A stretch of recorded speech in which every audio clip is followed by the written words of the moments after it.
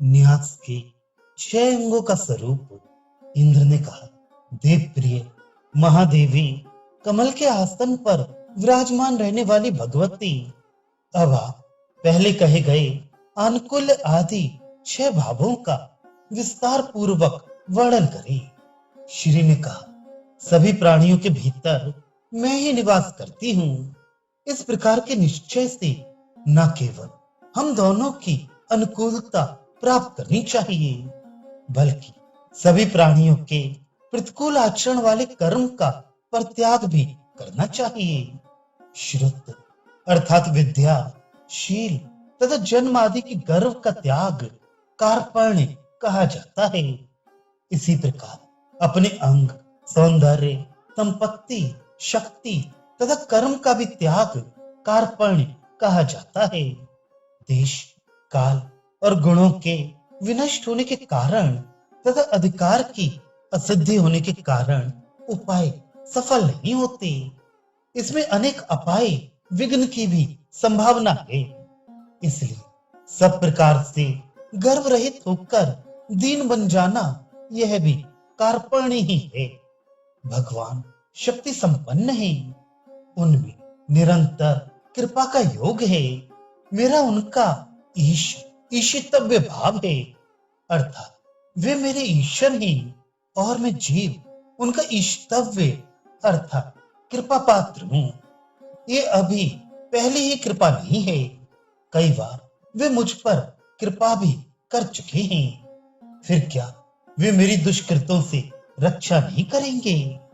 इस प्रकार की भगवान में जो दृढ़ निष्ठा है, वही विश्वास है, जिससे सारा पाप दूर हो जाता है।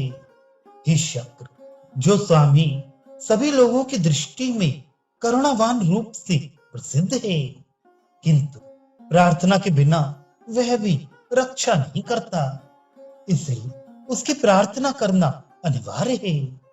अतः मेरे द्वारा प्रार्थना किए जाने पर वे प्रभु मेरी अवश्य रक्षा करेंगे। इस प्रकार की वृत्ति को गोप्तृत्व वरण कहा जाता है। उन परमेश्वर के द्वारा संरक्षित होने के 2 फल हैं, आत्म निक्षेप और कारुण्य। उसमें केशवार्पण पर्यंत स्वाम्य वियुक्तता आत्म निक्षेप कहा जाता है। निक्षेप का दूसरा नाम न्यास है, जो पंचांग संयुक्त होता है। संन्यास त्याग को कहते हैं, उसे शरणागत भी कहा जाता है। ये चतुर्थ आत्म निक्षेप रूप उपाय शीघ्र फल देने वाला होता है।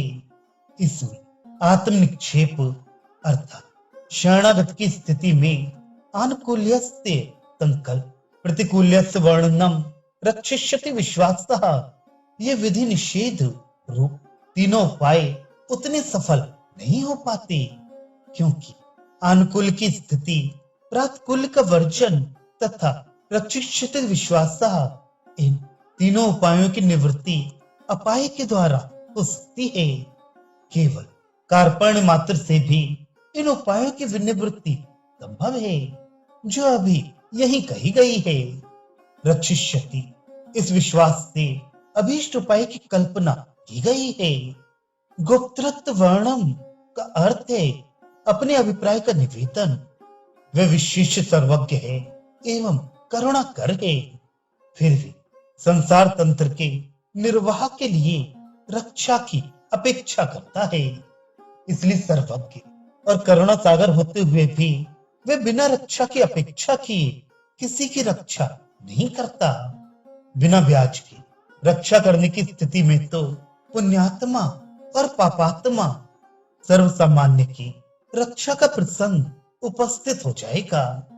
यदि स्वेच्छा किसी की रक्षा करे और किसी की रक्षा ना करे, तो उसमें वैषम्य, नैर्धर्म्य दोष की संभावना हो जाएगी। इसलिए प्रभु आर्त द्वारा रक्षा की अपेक्षा किए जाने पर ही उसकी रक्षा करते हैं।